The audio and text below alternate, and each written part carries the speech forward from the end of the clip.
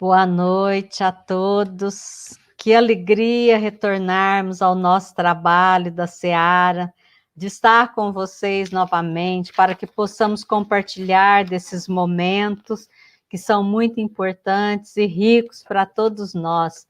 Muito bom, gente. Boa noite a todos. Sejam bem-vindos. Boa noite, Carlos Santana. Boa noite, Cláudia. Boa noite, Eva. Boa noite, Cláudia. Boa noite a todos os amigos que estão nos assistindo nesse momento e possamos ter uma palestra aí muito reflexiva nessa noite. Muito bem, Cláudia. Eita. Boa noite. Voltamos! Sim. Boa noite, Eva. Boa noite, Carlos Santana. Boa noite, amigos. Mais um ano abençoado, com certeza, né? Isso aí.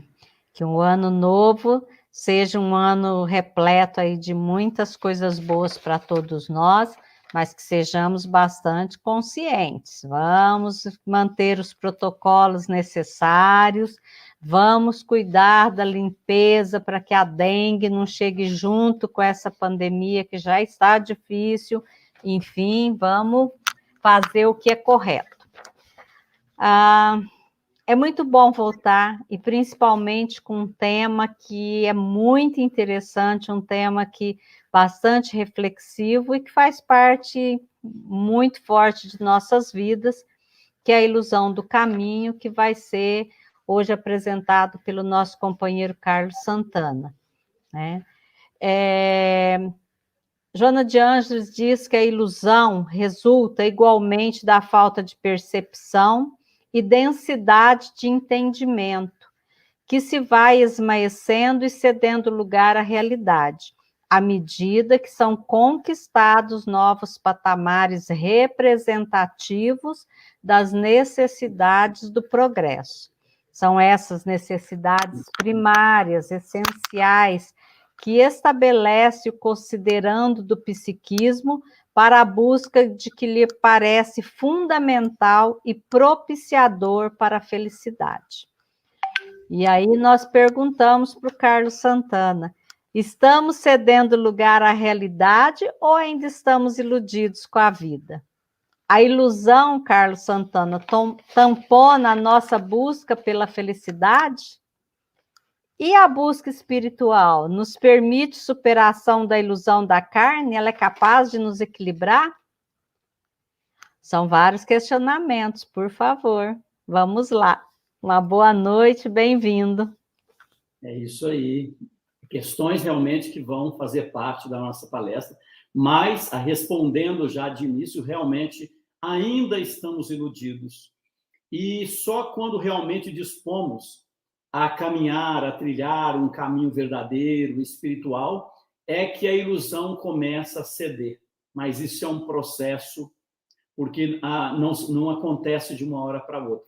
E, realmente, quando a gente passa a ter essa não ilusão, vamos dizer assim, a realidade, enxergamos a realidade, tudo melhora na nossa vida. Sobretudo o nosso caminho espiritual, né? Então, assim, quando falamos em caminho, né, a ilusão do caminho, quando nós falamos em caminho, nós estamos falando de que caminho? Logicamente, o caminho espiritual, né? O caminho do nosso crescimento e também o caminho da nossa existência aqui, da nossa jornada evolutiva, que um dia vai nos levar ao aperfeiçoamento, ao reino dos céus. Nesse caminho, para que a gente possa se tornar um dia perfeitos, né? Nós temos várias dificuldades, temos várias ilusões que nos distraem, nos desviando desse caminho e atrasando, assim, a nossa chegada. Por quê? Porque a ilusão, ela permeia a vida de todos nós, de uma forma ou de outra, e nos traz a ilusão enormes sofrimentos. Mas é importante ir à causa dessas ilusões, para que possamos, então, conhecer e nos preparar para isso. E qual é a grande causa? Qual é a fonte? De onde se origina todas as ilusões? Do nosso ego, o nosso eu, a nossa consciência egocêntrica. É daqui que nascem todas as ilusões. E qual é a origem do ego? Porque muitas vezes nós vemos na literatura, sobretudo Joana de Ângeles diz muito disso, do ego, do self. Então, muitas vezes a gente lê e fica procurando, mas que ego é esse? O que é o ego, né? E assim como a doutrina espírita nos ensina, nós fomos criados simples e ignorantes, mas dentro de cada um de nós, desde o princípio, há uma consciência divina, com todas as virtudes a ser desenvolvida, com uma luz a ser também desenvolvida para ser manifestada. Acontece que nas nossas primeiras encarnações, que se deu ainda num estado, era um estado primitivo do ser humano, e, portanto, era preciso desenvolver um sistema de autopreservação. Porque nas primeiras encarnações vivíamos em mundos primitivos, cercados de predadores. Então era necessário desenvolver uma consciência de si mesmo, voltada para o ambiente exterior, para os perigos existentes.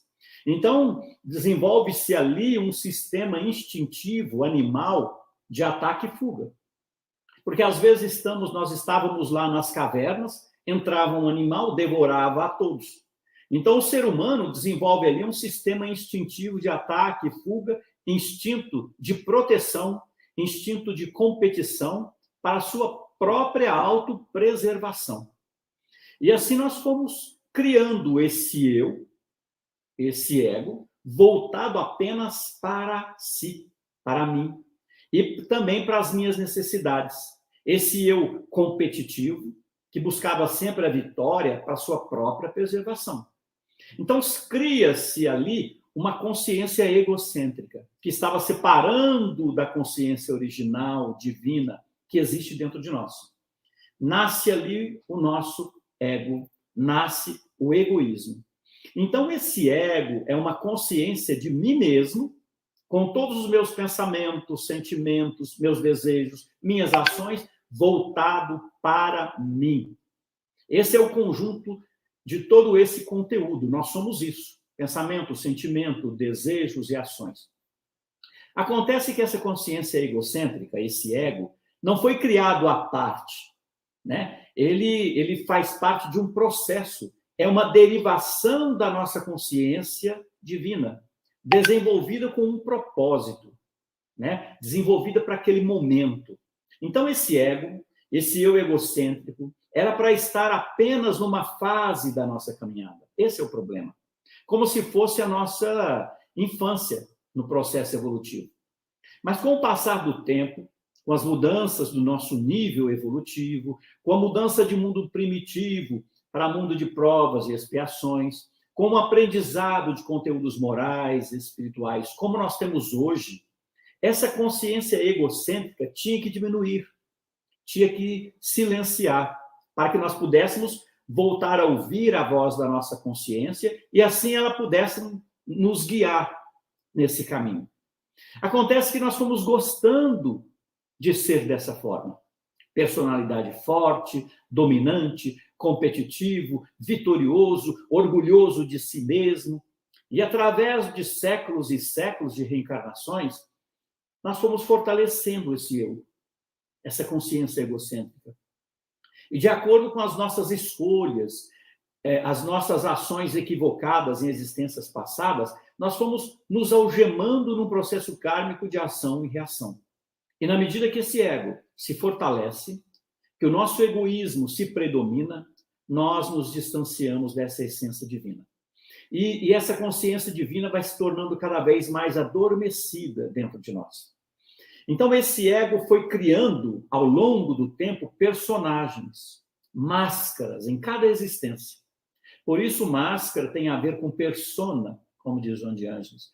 Foi o termo que os gregos usaram para definir máscaras utilizadas nas peças de teatro, para representar personagens. Daí o termo personalidade, persona. Persona é o ator que está em cena. Nós somos atores em cena. Todos nós temos uma personalidade e nós atuamos aí no palco da vida. A cada encarnação nós criamos uma personalidade e hoje nós temos esse eu presente, essa personalidade, que eu conheço de mim mesmo. Eu tenho esse consciente. Todavia, as outras personalidades geradas, produzidas por nós em encarnações passadas, continuam vivas dentro de nós, influenciando a nossa vida, os nossos pensamentos, sentimentos, as nossas ações. Então, nós estamos presos dentro de uma rede secular de personagens que é administrado pelo ego. Então, o ego, na verdade, ele nos priva de ser autênticos, né? Então, esses personagens que, com as suas experiências passadas e equivocadas, eles geraram sentimentos horríveis que estão guardados no nosso inconsciente. E, de vez em quando, isso saltam para o consciente. Mas nós não vamos adentrar nesse contexto hoje, porque seria uma outra palestra, na verdade. Aqui o que nós queremos mostrar é o quanto o egoísmo, que é derivado desse ego, nos ilude e nos causa sofrimento. Então, o egoísmo ele tem se tornado um empecilho para o nosso crescimento, para o nosso desenvolvimento espiritual. E ele se tornou o maior inimigo do ser espiritual. E cria a maior ilusão desse caminho, que é achar que nós estamos apartados do todo e que nós podemos nos realizarmos sozinhos. Ainda continuamos a criar um mundo onde nós nos colocamos no centro das atenções e que apenas a nossa vontade impera. E quando nós somos confrontados, quando não sai de acordo com aquilo dos nossos desejos, nós nos revoltamos.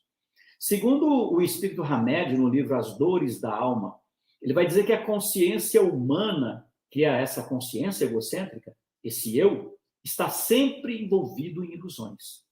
E essas ilusões impossibilitam a capacidade de autopercepção e dificultam o contato com a realidade das coisas e das pessoas. E quando nós estamos iludidos, criamos expectativas que estão fora da realidade. Às vezes nós chegamos ao ponto de identificar alguma das nossas ilusões ao longo da nossa vida, porque é um processo. E todos nós temos várias ilusões que, ao longo da vida, muitas delas, nós vamos nos desiludindo. E se a gente volta para dentro, nós vamos identificando onde eu estou me iludindo. E a desilusão, ela pode ser o começo de um naufrágio, do meu sofrimento, mas também pode ser o meu despertar. Porque eu percebo que estava iludido com determinada situação, com determinada pessoa, e agora eu posso ver a realidade. Às vezes, permanecer na ilusão, para alguns, é bem mais fácil, é bem mais cômodo, porque eu não preciso tomar nenhuma atitude, eu não preciso mudar o rumo da minha vida. Então, por mais doloroso que pareça, a desilusão é a nossa salvação. Porque só se desilude quem estava iludido. Então, bendita desilusão, é assim que nós devemos encarar. O problema é que muitos não aceitam essa desilusão. Não aceitam que algo não saiu como ele queria. E muitos se caminham para o alcoolismo, para as drogas. Então, muitos não vão conseguir superar, perceber que estava iludido e aprender com aquilo e reconstruir. Outros já vão. Outros já vão afundar nessa desilusão e vão viver essa desilusão. Isso quando alguns não tiram a própria vida por não suportarem que a sua expectativa não foi alcançada. Então, a dor da desilusão é muito grande. E quem já passou por alguma, sabe? Mas se nós prestarmos atenção, nós vamos perceber que durante o processo da criação dessa ilusão, várias vezes algo nos alertou. E nós negamos. Olha, cuidado, isso não é bem assim. Esse caminho não está certo, ele é errado. Essa pessoa não é quem você pensa, esse negócio não é o que você está esperando. Mas o nosso egoísmo, o nosso orgulho, nos impede de ver a realidade. Então, eu desejo muito algo, que se aquilo não aconteça, eu me desiludo. Aquilo que começa a me desiludir, eu não vi quantos alertas foram dados, eu não consegui ver. O meu desejo de conseguir aquilo ou aquela pessoa é tão grande que me cega. E todas as informações que me chegam a respeito daquilo, eu ignoro. Até que vem a desilusão e me derruba. Então, o meu egoísmo, o meu orgulho está sempre me iludindo, me cegando para uma realidade e me trazendo ali inúmeros sofrimentos para a minha vida. Hamed, ainda no livro Dores das Almas, ele vai fazer como nós alimentamos essa ilusão. E ele cita alguns, eu vou citar alguns só, e ele vai dizer que o excesso de autoestima é um. Ele vai dizer que tudo aquilo que acontece, que é diferente da nossa expectativa, daquilo que nós esperávamos, nós reagimos com ciúmes, nós somos agressivos. Outra coisa é o apego tanto das coisas materiais quanto das coisas das pessoas, nos levam a alimentar essa ilusão. E um dos mais importantes, ele fala o orgulho. O orgulhoso, ele se pressupõe ocupar-se de uma situação privilegiada. Então, como eu estou nessa situação privilegiada, os outros têm que me prestar ali honrarias, vamos dizer assim, porque ele se sente o máximo. E assim nós vivemos na ilusão de ser o máximo sem ser. E achamos que o universo vai conspirar sempre ao nosso favor, daquilo que eu quero, sejam coisas ou pessoas, até o momento em que a vida, obrigatoriamente, vai me mostrar, muitas vezes de forma dolorosa, que eu sou igual a todo mundo e que no universo tem leis, tem regras. Então, Carl Gustav Jung, ele vai definir aí esse sentido da vida, então, como que funciona. E ele vai dizer, olha, nós precisamos desenvolver esse estado luminoso, desenvolver essa luz que há dentro de nós, para adquirir a plenitude. E uma coisa que ele fala muito importante, não ter passado, não ter futuro, viver o hoje. Então, quantos vivem amargurados de lembranças, de mágoas, ressentimentos, que nós atrelamos à nossa realidade de hoje? E passamos a sofrer com algo que alguém nos fez há anos atrás e ela nem lembra mais disso. E nós conservamos esse mal ainda em nós, sofrendo todas as consequências que esse mal faz dentro e fora de nós. Esse é o ego ferido, é o orgulho ferido, que nos mantém algemado a quem nos feriu. Então, de uma forma ou de outra, todos querem o sucesso, todos querem a garantia de uma vida tranquila. Mas, na verdade, quando nós pensamos apenas nisso, só estamos garantindo angústias. Se olharmos para as pessoas ditas bem-sucedidas, tem uma angústia muito grande. Porque o que satisfaz o ser humano não é dinheiro, é afeto. Enquanto você paga pessoas para cuidar dos seus filhos e você vai trabalhar, ganhar dinheiro, um dia, quando você ficar velho e doente, eles também vão pegar o seu dinheiro e vão pagar alguém para cuidar de você. E você vai ver que tudo que você queria não era que um estranho cuidasse de você, mas o afeto dos filhos. Portanto, nós vemos que a grande marca dessa humanidade atual é o egoísmo, que gera competição, que gera disputa, mas que também gera insatisfação, gera sofrimento, falta de sentido, vazio existencial. O objetivo passou a ser vencer na vida. É isso que a sociedade nos impõe. É isso que nós somos induzidos desde criança, a competir, a vencer. Você precisa vencer na vida, menino. Você precisa arrumar isso e aquilo. Então, a competição, ela gera alegria momentânea aos vencedores, que são poucos. E gera uma tristeza e amargura aos que não conquistaram, que são muitos. E as pessoas, para terem excesso ou prazer, abrem mão do convívio da família, abrem mão do afeto e atropelam pessoas, causam dores e prejuízos. Então, muitas vezes, a vitória na vida, ela representa estar longe da família, dos amigos, e perder tempo precioso que nós temos. Vemos pessoas que venceram na vida e são depressivas. Mas que vitória é essa, então, que me causa depressão? E aí vai tomar antidepressivo. Mas a questão não é tomar antidepressivo, é mudar a vida, é mudar de atitude, é mudar de valores. Então, nós temos que ter valores que sejam, pelo menos, mais humanos. Não, mas Eu trabalho porque eu quero uma coisa boa para minha família. Sim, nós devemos buscar isso, essa vida boa para a família, mais confortável, dar estabilidade à família. Mas não pode ser o objetivo da nossa vida. A vitória na vida, muitas vezes, representa uma derrota espiritual. Então, sobretudo quando essa vitória é conquistada em cima da tristeza de muitos. Queremos, então, salvar a vida a todo custo, a nossa vida. Mesmo que isso custe a vida dos outros. Por isso, Jesus, no Evangelho de Marcos, vai dizer: quem quiser salvar a sua vida, perdê-la. Mas quem perder por minha causa, salvará. Ou seja, quem quiser ganhar nessa vida, sempre vai perder. E aquele que perder, conservando os princípios morais, vai ganhar.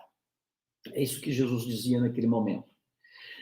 É preciso escolher a melhor parte, aquela que não será tomada.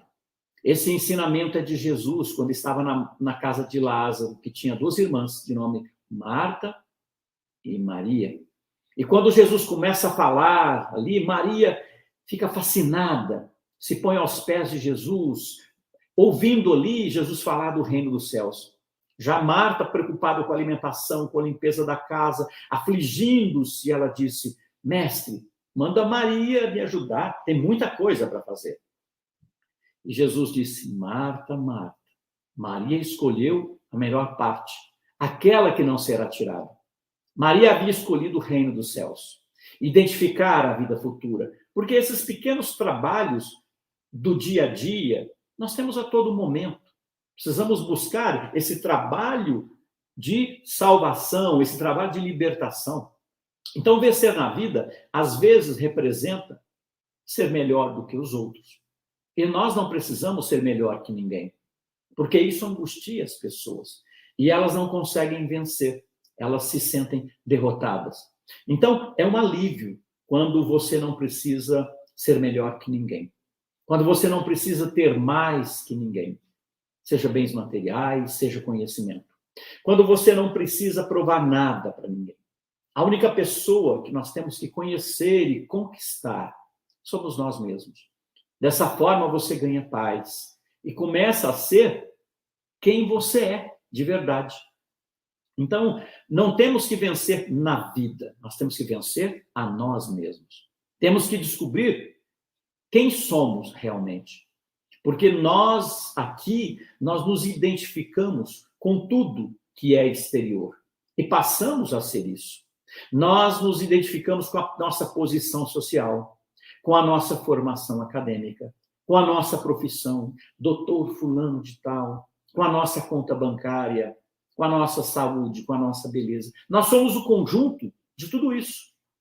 Mas se fosse retirado de você tudo isso, quem Carlos, é você? desculpa te interromper, só você falou aí.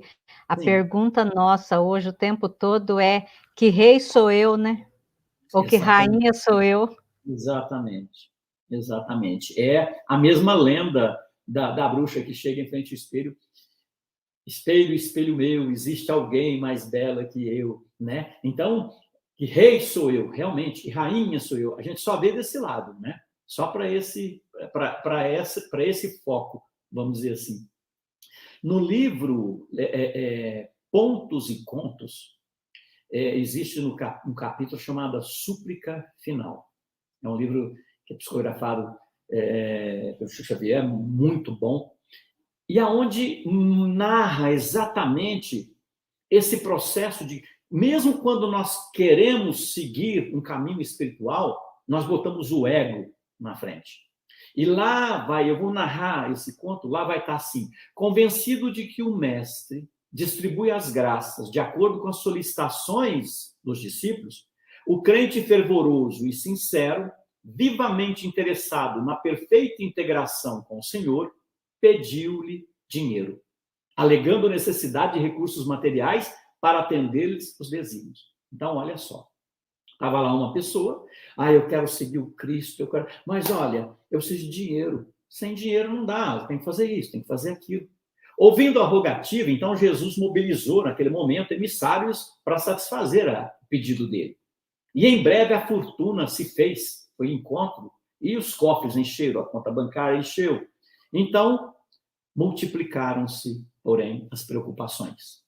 Surgiram também os desgostos muito graves. Longe de se elevar à espiritualidade superior, né, ele passava dias e noites vigiando para que ninguém roubasse, para que as coisas fossem do jeito que ele queria. E ele ficou, então, distraído das obrigações mais humildes. Por isso ele perdeu a esposa, os filhos, que, desgarrados do lar, pela fascinação da vida fácil. Ficou muito rico, então tudo ficou muito fácil. Perdeu os filhos, perdeu a esposa. No fundo, entretanto, ele conservava aquela fé inicial, mas reconheceu a dificuldade que não dava daquela forma. Então ele voltou novamente em oração, implorou para Jesus agora autoridade. Ele falou, olha, me dá autoridade, porque dinheiro não deu certo, mas com autoridade eu consigo uma vida espiritual, eu consigo te seguir. E quase que de imediato ele foi levado ali a uma posição administrativa, mas todavia sem experiência, né? Em pouco tempo ele começou a ser odiado, incompreendido, incapaz de suportar as calúnias dos subalternos superiores. Então, aturdido e desencantado, ele voltou de novo à oração. E agora ele falou, Senhor, ora, dinheiro não deu, autoridade não deu. Eu preciso de dons, eu acho que se eu tiver alguns dons, eu consigo te servir. Jesus atendeu a solicitação dele e deu a ele o dom de curar. Ele recebeu aquela dádiva e então se entregou ao trabalho. Dentro de alguns dias, já tinha uma fila enorme de necessitados que batiam ali à porta dele. E a popularidade, então, foi tão grande que absorveu o seu dia, e ele mal tinha tempo para comer. Sem preparação também para o delicado serviço ali, em alguns meses ele se declarou que não tinha condições de enfrentar aquilo. Faltava força para aquele trabalho, né? E o resto da família que estava com ele abandonou. Acabou que é louco agora, e abandonou ele. Então, ele não soube tratar com aqueles desesperados, que eles precisavam de cura. Então, ele se volta novamente a Jesus e faz uma prece agora, implorou, falou, olha, eu vi que eu preciso de pobreza e eu quero ser anônimo. Então, seria um trabalhador anônimo. O mestre, então, deu para ele, logo ele foi conduzido a uma penúria, esgotaram toda a sua riqueza, os recursos, a enfermidade veio, então ele perdeu o dinheiro que ele tinha, e os amigos foram juntos. Então, sozinho e desamparado, ele viu-se inapto para aquele gênero de provação, achou muito forte, né? Tentava colaborar com algumas obras edificantes em alguma instituição, mas as pessoas, imagina, você faliu, como é que você vai me ajudar aqui? Então, ele ficava com raiva, né? Ele se viu muitas vezes reagindo. Então, ele se pôs novamente de joelho e ali, numa fé muito grande, ele declarou a sua incapacidade de suportar a pobreza absoluta. E aí ele implorou ao Senhor. E aí é o ponto crucial dessa história, quando ele fala, mestre amado, sei que me abre as portas sempre que o bato, confiante, mas em verdade ignora a essência dos meus próprios desejos. Reconheço agora que dispensa riqueza e poder e a glória dos teus dons conforme os méritos e as necessidades das pessoas. Não dá a escassez extrema àquele que ainda não sabe utilizá-la para o bem, nem confia as tuas dádivas aos que não sabem como transportá-las entre homens ingratos e cruéis. Conheces a posição de cada um e medes com sabedoria a extensão das possibilidades. Não conferes o benefício da lágrima ao coração endurecido, como não deixas o cetro da direção por muito tempo em mãos levianas e inábeis. Não concedes a pobreza absoluta a quem não sabe aproveitar o sofrimento. Como não permites que a riqueza se demore na moradia dos insensatos. E aí ele pede, emudece, Senhor, os pedidos da minha ignorância. Não permitas que eu te suplique situações que eu desconheço. Modifica a minha vontade para que os meus desejos concordem com os teus desígnios. O mestre ouviu essa rogativa. No fim, ele ainda fala: até hoje tenho sido cego. Não me negues a tua misericórdia. Faze que eu veja. Então, está pedindo, tira dessa ilusão, né? O mestre, então, ouviu a rogativa, mas dessa vez não mandou nenhum emissário para a colaboração indireta. Veio ele mesmo no seu santuário interior. O discípulo, em pranto, sentiu que alguém lhe falava na consciência, no centro da alma. Não era uma voz semelhante às vozes que ele escutara no mundo. Era um sopro divino, nascido da misteriosa cripta do coração, renovando-lhe todo o ser. Extasiado e feliz, reconheceu a presença do Senhor que lhe falou à consciência desperta. Daqui para frente, permanecerás em mim, como permaneço em ti. Estaremos unidos para sempre. Então, essa história é para todos nós, para que nós possamos entender os nossos desejos. E como a ilusão é que organiza isso. Cada pedido que ele vai fazendo, a cada desejo, nós também fazemos no dia a dia, mesmo que inconsciente. Ao longo da nossa vida, muitas vezes nós nos colocamos nessa posição, a de tentar pedir, desejar o que é melhor para nós, do nosso ponto de vista, discordando da vida que temos, discordando da família que temos, discordando da minha condição social, da beleza. Ah, não é essa a vida que eu quero. Sem entender que a vida que nós temos é que nós necessitamos. E poucos de nós vai chegar à conclusão e à compreensão de dizer: emudece os pedidos da minha ignorância.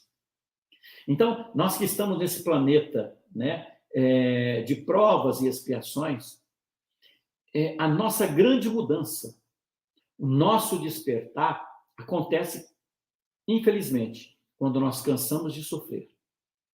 Quando a gente desce lá no fundo do poço, quando já se machucou muito. A pergunta é: qual é o seu fundo do poço? E muitas vezes nós ouvimos, né, as pessoas dizem: meu Deus, esse poço não tem fundo, né? Nesse processo, nós temos, então, que demarcar o nosso fundo de poço. Nós temos que tomar uma atitude. Porque senão a vida vai cavando esse poço cada vez mais, até que nós nos rendemos. Mas nós temos que tomar cuidado para que essa transformação não seja apenas exterior. Por quê? Também seria uma ilusão. Se essa transformação só vier em atitudes exteriores, é uma ilusão. Seria o nosso ego fazendo essa transformação, e não esse ser espiritual. Uma transformação para ser vista apenas para as pessoas. Nossa, como ele mudou, como ele está diferente, como ele é mais calmo, como ele está mais isso, mais aquilo. Tudo ilusão. É isso que acontece na maioria das vezes, quando começamos até com uma boa intenção de mudança. Mas com o tempo, nós deixamos o ego administrar essa transformação, que é apenas exterior.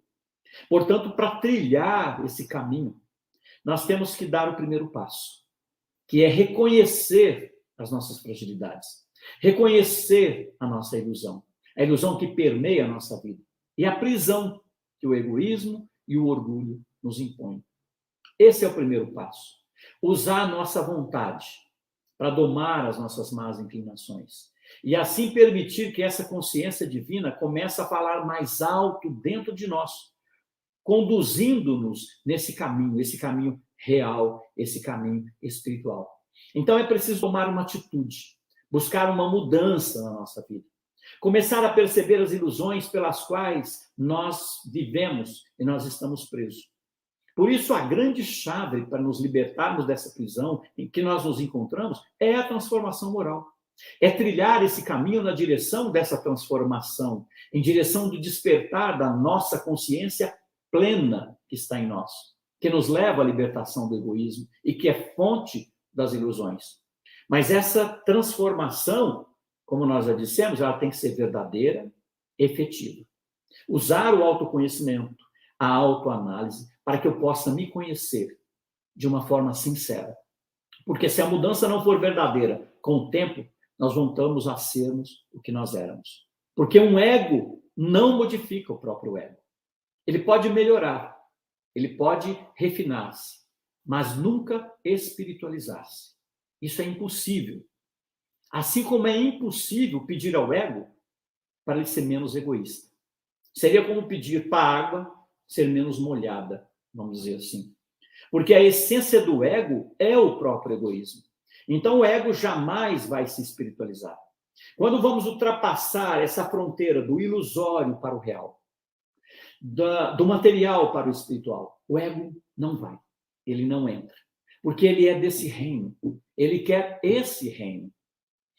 Vou dar um exemplo, por exemplo. Eu estou em Ribeirão Preto e quero ir para a Bahia. Então eu quero ir de carro. Isso é possível. Eu posso ir com um carro simples, um Fusca, por exemplo, sem direção hidráulica, sem ar-condicionado, sem câmbio automático, mas eu posso ir. Vou demorar um tempo, sem conforto, mas eu chego ao meu destino. Como também posso ir à Bahia com um BMW de último tipo, com ar-condicionado, direção hidráulica, câmbio automático, com toda a tecnologia e com todo o conforto que aquele carro me proporciona. Vou chegar em menos tempo, com mais conforto, mas não deixa de ser um carro. É um carro melhorado, mas é um carro. Agora vamos supor que eu queira ir para o Japão. O carro pode ser o carro do último tipo. É impossível que o carro me leve até esse destino. Nesse caso, só um avião vai me levar. Então, já no exemplo de um ego que melhorou, ele vai nos levar só até um certo ponto, até o limite da nossa consciência. Porém, para passar os limites do egoísmo, o ego não serve mais. Por melhor que ele seja, por melhor que ele se torne, só uma nova consciência pode ultrapassar essa fronteira. Uma consciência que não tem elementos egocêntricos. Por isso, a minha transformação tem que vir dessa consciência, que com o nosso esforço, com a nossa vontade, nós vamos despertando. É ela que irá nos conduzir daqui para frente nesse caminho real, nesse caminho espiritual. E essa é a proposta da doutrina espírita. Transcender o egoísmo, sem cair na armadilha de melhorar ou refinar esse egoísmo, esse ego. Por isso, ela nos propõe o autoconhecimento, a luta interior contra as nossas más inclinações, nossos defeitos, contra as nossas imperfeições. E vai nos dizer que o egoísmo e o orgulho são as duas maiores chagas da humanidade e que todo o mal decorre desses dois. Por isso, Santo Agostinho, na questão 919A do Livro dos Espíritos, vai nos orientar, vai nos trazer orientações valiosas para combater esse mal, para que nós não possamos cair nessa armadilha de melhorar o ego, de melhorar um personagem que nós representamos. Ele propõe ali que no fim de cada dia, antes de dormir, nós possamos passar em revista o nosso dia, para observar as nossas ações, os nossos desejos, as nossas intenções. Mas ele propõe, e aí vem a chave, né? Ele propõe que nós possamos examinar esse quadro como se estivesse examinando uma outra pessoa. Aí é que está o segredo. Porque se nós nos colocarmos na cena, o nosso ego vai arrumar justificativa para todas as falhas do dia. Para o nosso orgulho, para o nosso egoísmo, para o nosso ciúmes, para a nossa reação. Então ele fala, olha, como se você estivesse olhando uma outra pessoa fazer. Porque aí você vai enxergar e depois você traz isso para você. Enfim, dessa forma nós vamos de fato nos conhecendo as nossas fragilidades. Porque o ego não consegue olhar para o ego com um olhar de observação. Ele não vai detectar nenhum dos nossos defeitos. Ele vai sempre se defender, porque ele quer o reino. Por isso, logo que eu decido, vamos dizer assim, seguir esse caminho, começa em mim uma luta interior. E a cada vez que eu ouço essa minha consciência divina, eu vou silenciando esse ego, essa consciência egocêntrica. Porque tudo que se refere ao ego tem que ser enfraquecido, tem que ser diminuído. Porque essa luta não é contra os outros, é uma luta interior, onde nós temos que fazer escolhas conscientes o tempo todo. E nas escolhas, a pergunta é: a quem eu quero servir? A quem eu sigo? O meu ego ou a minha consciência, que começa a despertar? Quem eu alimento mais? Essa é a grande questão. Então, encerrando, nós vemos aqui um trilhar de um caminho que o ego domina o tempo todo. O tempo todo. E nos traz um sofrimento muito grande. Achamos que temos tudo na nossa mão. Está tudo aqui. Mas nós não controlamos nada. Porque tudo isso está fora de uma realidade que eu desconheço. E que só quando eu consigo acessar essa minha consciência divina, eu começo de verdade a ver a vida como ela é. E as ilusões que eu estava vivendo e me trazia enormes sofrimentos. É isso. Ainda dá tempo, se quiser falar alguma coisa, alguma pergunta. Que bom. Muito rico esses aprendizados aí, hein? Gostei muito.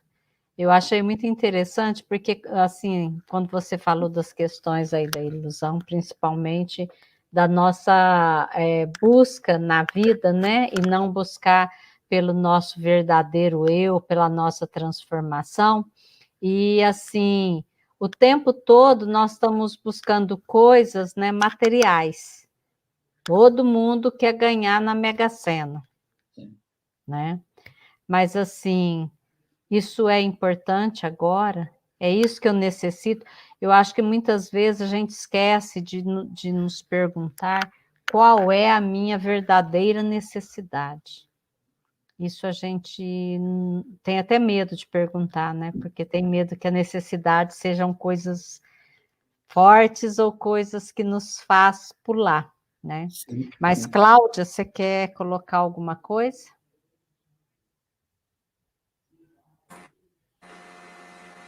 Você disse uma grandíssima verdade. Esse medo dessa autodescoberta, né, de descobrir que o caminho que a gente está buscando é diferente daquele que a gente precisa trilhar, né, da nossa proposta.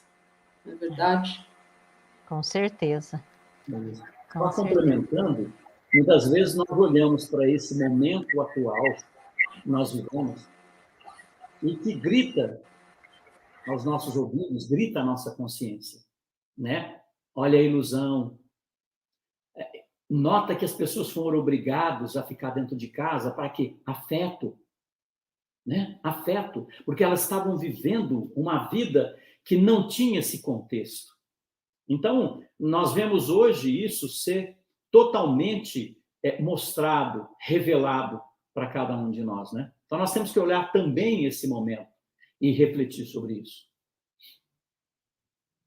Verdade, muito bom, Carlos Santana, muito interessante aí, que nós possamos fazer essas reflexões, né? E, de verdade, eu acho que se a gente perguntar todos os dias o que realmente eu necessito, nós vamos verificar que é todo esse caminho que o Carlos Santana nos trouxe nessa noite, né? Nessa busca de um caminho real, verdadeiro, que é o mais importante, né? Muito bom.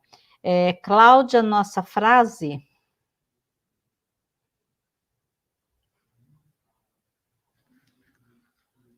Sua internet está caindo.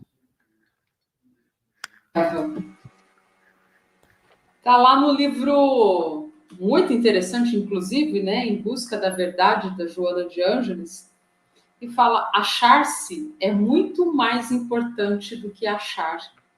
Acham-se coisas, animais, pessoas, coisas perdidas. No entanto, achar-se quando se está perdido em si mesmo e não no espaço-tempo, é de relevância psicológica, de verdadeira cura, de reabilitação, de autoencontro e de amadurecimento. Então a gente está procurando coisa errada aí, né? Profunda, hein? Muito profundo, mas muito de encontro aí ao nosso tema e muito importante para os nossos momentos vivenciados. Antes de eu dizer boa noite para os meus amigos, fazer o agradecimento ao Carlos Santana, eu quero reforçar novamente. Vamos olhar o que é importante para o nosso momento, vamos reforçar os protocolos, vamos reforçar aí o cuidado conosco e com quem está ao nosso derredor. E quando eu falo ao nosso derredor, pode ser no nosso lar, no nosso serviço, no ônibus, seja onde estivermos. Que sejamos conscientes, né, para que a nossa consciência não nos acuse. Boa noite, Cláudia, boa noite, Carlos Santana. Carlos, muito obrigada pelas suas palavras aí, por você ter trazido para nós nesta noite um tema tão inquietante, mas ao mesmo tempo tão importante. Eu que agradeço aí a oportunidade de trabalho, porque quando a gente faz uma palestra, o primeiro que ouve sou eu. E é ali que eu reflito também, né? E aprendo muito. Muito obrigado. Nós que agradecemos aí. Cláudia, boa noite e obrigada por compartilhar novamente aqui conosco nesse ano. Boa noite, o Cláudio, que está nos bastidores, nós agradecemos aí por estar conosco. Estamos aqui bonitinhos na tela, porque o Cláudio nos faz todas as terças-feiras com que ficamos assim. Muito obrigada a todos os nossos irmãos que compartilharam conosco, que tenhamos todos um excelente ano, que possamos a cada dia lembrarmos desses ensinamentos, desses aprendizados e possamos colocar em prática. Um abraço a todos, fiquem com Deus. Uma boa noite.